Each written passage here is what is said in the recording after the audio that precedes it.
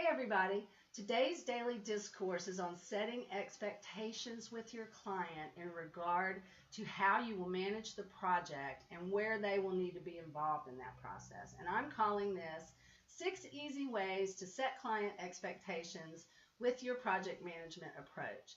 This is daily discourse number 5 and the third in this series on setting client expectations. Now, before we get into that, let me say a little bit about why commenting on my live video is important. Facebook shows these live videos and posts to other people that might be interested in that based on how much engagement it gets. So by giving me a comment, you're helping me get it out to more people in their normal newsfeed. So any help you could give me on that would be greatly appreciated. I just remembered I don't have on the microphone. Okay, this is the second time I've done this. I'm going to make myself a check sheet before I get started. Okay.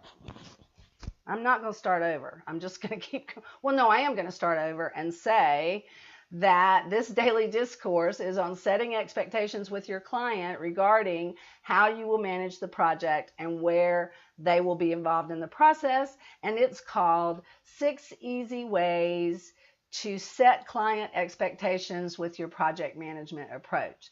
This is daily discourse number 5 and the third one in this series on setting client expectations. So, and then I was getting into why commenting on my lives is important, because the more you do that, the more Facebook will show it to other people who might also be interested. So if you could give me any kind of comment, I would greatly appreciate it.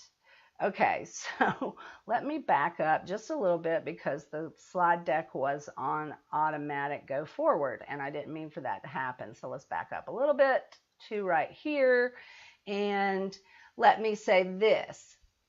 The reason that you need to have the conversation with your client about your project management approach is that it sets you're letting them know how you are planning to competently manage the project. It kind of gives you more credence in terms of you're not just a developer, just a designer. I did not mean to use the word just. I just meant you have more skills than just one thing because you're also a project manager.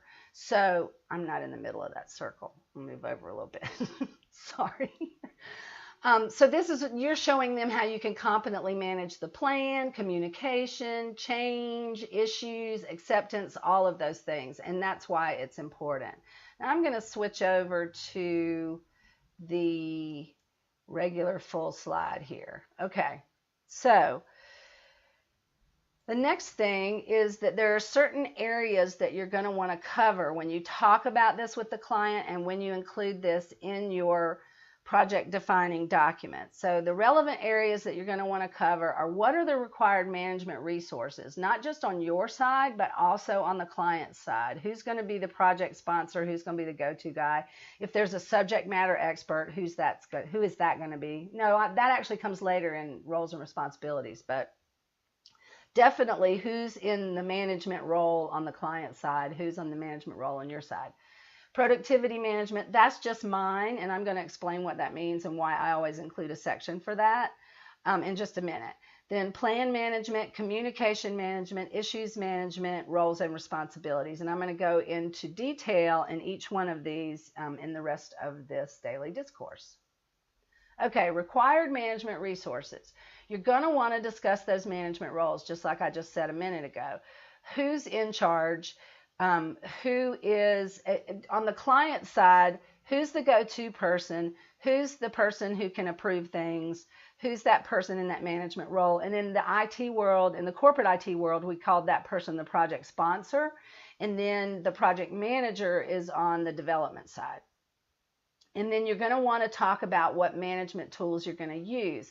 If you're going to use an online project management tool where they can just log in and go look at where you are in the project at any given time, or if you're going to use some form of dashboard or something like that, you need to explain that to the client, because there's some clients that are still kind of dinosaurs and they might be really uncomfortable with that approach. So you need to discuss that with them. So the expectations that you're setting when you talk about this section is you're setting the expectation that the client is part of the team, it's not just us and you, it's we're all on this team together and we're all working on the website together. It clarifies the project manager role, that you actually do have someone who is in charge of managing this project, that it's not just, oh, here's this developer who's doing this thing for me. And then it sets that expectation about the interactions with the tools, as I said. Okay. Productivity management. All right, so these are the principles on which all of what I'm teaching you are based. And they come from when I worked in corporate IT. Keen was a consulting firm I worked for, and he had these 6 principles of productivity management for software development, and I have taken them and modified them for WordPress, but they work for any kind of project. So I make it clear to the client, I include this actually so that they understand the basis for why I'm doing all these other processes that aren't necessarily the typical way of doing things.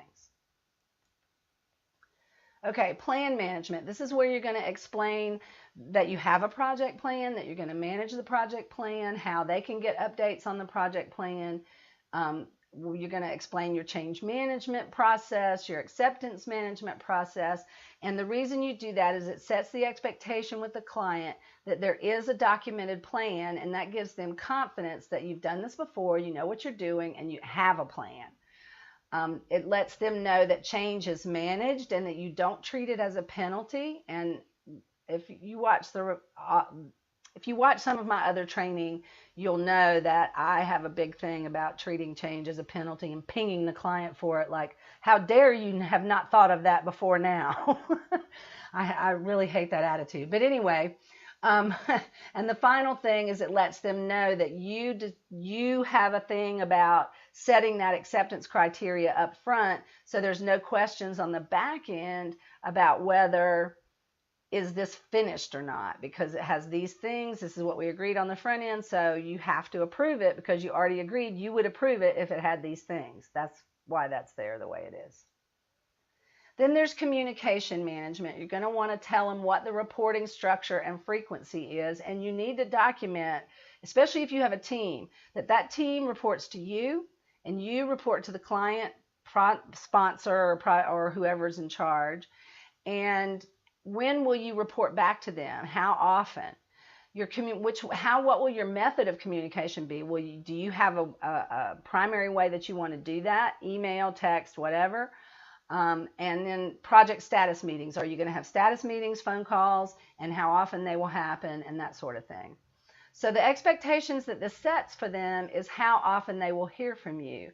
And then the second bullet, it's really interesting because I got a question in my Facebook group just today on this very topic: how to best get in touch with you. All right, so establishing this up front, if you haven't established it up front, one way you can address this with the client is to say, look, this is a process I have in place and it works really well and it allows me to respond to you quickly. If you don't go through this method of communication, I will still respond to you, but it might not be as quickly as you'd like it to be. So if you need help right away, please use this other way of getting in touch with me. So that might be one way of handling that. Then participation in project status meetings or calls. And this establishes with the client that they're going to need to participate in those meetings. Sometimes it's because you have things to tell them, and sometimes it's because you have things to ask them. So it's important that they understand that their participation is required. Okay, issues management. So you need to identify you need to acknowledge with the client that, look, there's going to be issues, things are going to come up. So how do we identify an issue? How do you define the word issue in this case for your project? And then how are those issues going to get escalated? And the expectations that this sets for the client is acknowledging that there will be issues, resolving issues as an ongoing process, that you have a method for managing and tracking the issues, and that they need to have somebody identified on their team who is the person that things get escalated to when there's an impasse of some sort. So that's what's important to mention in the issues management. And then we get down to the nitty-gritty detail of team roles and responsibilities. So you need to include, what is the makeup of the project team? Do you have a team? Is it just you as an individual? And then what is expected of each role on your team and the client's team? Now, by role, I don't mean individual, because if you're the only person doing it, then that means you are the project manager, you're the designer, you are the developer, you are the tester, and you need to list those out as separate roles. And what this does, one of the expectations that sets with the client is that you're going to be filling multiple roles. And you can use that as a selling point, because it really drives home that this is not an easy thing, and there's lots of skill involved in a lot of different areas. So, and then you need to establish what's expected of each role on the client's team too. So if the client is more than one person, if you have more than one person identified, maybe there's the project sponsor and then your go-to person for information, the subject matter expert, you need to spell out what the expectation is for each one of those people and how they will fulfill those roles.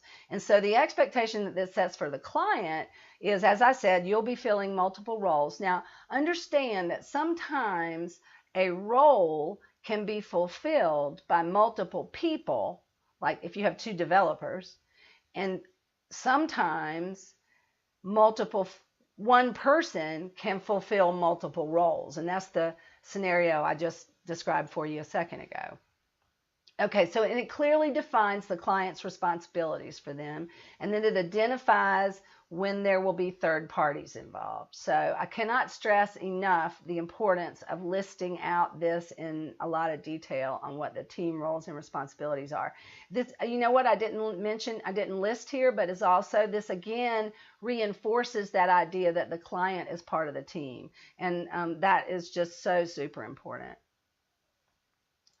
So let me move to the summary slide, which is that the best place to set client expectations, all of these client expectations I'm going over are helpful, but this is the best place to do it, through explaining in detail that what your project management approach is. And doing this right allows you to use your project management methodology as a selling point, so you can move to a bigger pond and maybe be able to charge more money, get larger clients with more complicated projects, maybe.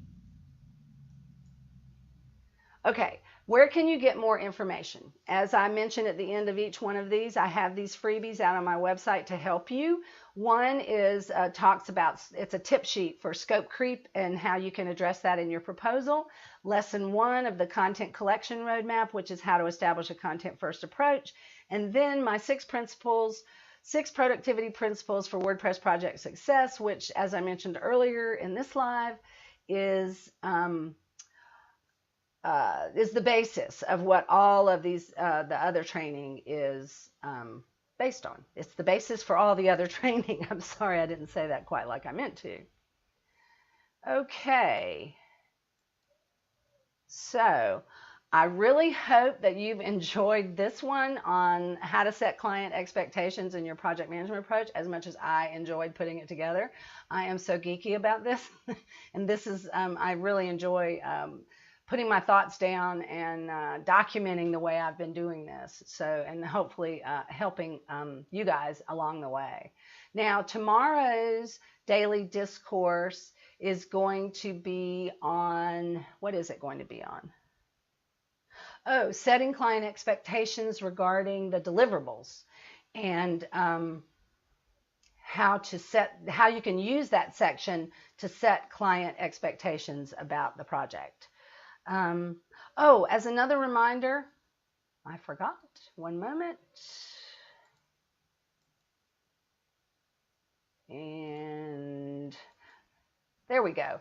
I forgot to mention our Facebook group and the Admin Bar podcast that I recommend, as well as their Facebook group. I focus more on the project management end of things, and they focus more on how shall I say, process improvement, getting better at the business of your WordPress business. So thank you so much for watching.